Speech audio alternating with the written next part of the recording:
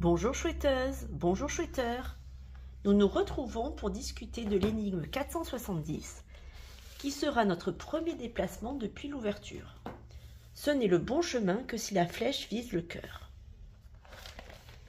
Cette énigme est sous la forme d'une charade. Si l'on associe chaque élément à une lettre, nous obtenons A Roncevaux.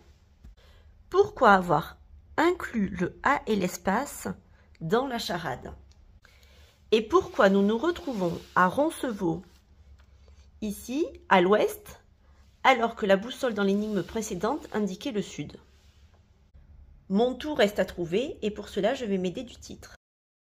Ce n'est le bon chemin que si la flèche vise le cœur. Oula, il y a un souci. Vite, il nous faut un médecin! Ce cœur a besoin d'une ligature de toute urgence.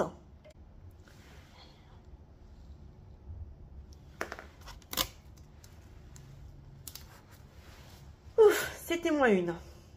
Revenons à nos moutons de Panurge. Viser le cœur. Le A et l'espace inclus dans la charade attirent notre attention sur les espaces. Il y en a deux ici dans le texte de l'énigme. Et ces espaces révèlent la symétrie du texte. À présent, je peux facilement en viser le cœur, c'est-à-dire mon 8e a le goût du laurier. La victoire a le goût du laurier, certes. Mais cet été, les championnes olympiques ne faisaient pas lever de la victoire avec leurs doigts sur le podium. Non, non, non. Elles croquaient leur médaille en or.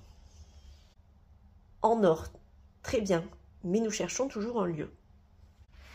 Tiens, un ballon messager.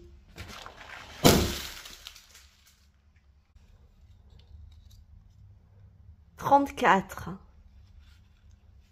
Or, O-R, ou en verlan, Hérault. Le département de l'Hérault. Voilà, merci. Là, c'est le sud. Et comme je suis ailée, je ne m'arrête pas là. Je vise à nouveau le cœur. Mais cette fois-ci, Jacques Coeur. Et la ville de Montpellier où il a établi son comptoir. D'ailleurs, je crois que quelqu'un nous a suivis pendant tout ce trajet. Car Montpellier est la ville où Rabelais a fait ses études de médecine. Je t'avais bien dit qu'il fallait un médecin. Et pour la petite histoire, quand Rabelais revient passer son doctorat à Montpellier, il est hébergé rue Jacques Coeur. La boucle est bouclée et j'ai un point commun avec Rabelais. Maintenant, terminons la charade. Trouve mon tout et par l'ouverture, tu verras la lumière. De Montpellier, mon cœur, par l'ouverture, ici, hop,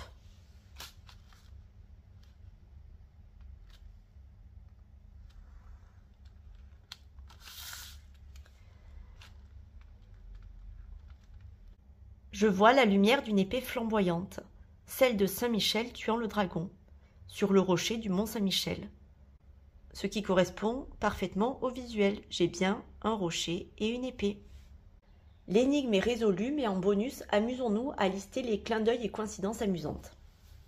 Tout d'abord, à l'origine de la chasse, le trésor devait être un œuf. Et à Montpellier, la place principale, place de la Comédie, est surnommée l'œuf, en raison de la forme du terre-plein central, à l'époque où cette place était un rond-point. Et enfin, dans une autre chasse au trésor, Max Valentin fait deviner la ville de Montpellier à partir du tableau « L'homme au ruban noir » conservé au musée Fabre.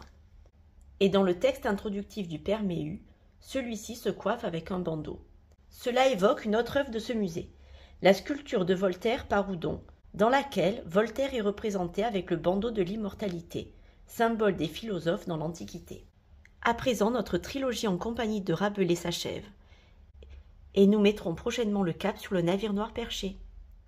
Surprise, l'énigme se termine dans ma ville, alors j'en profite pour te faire un petit coucou.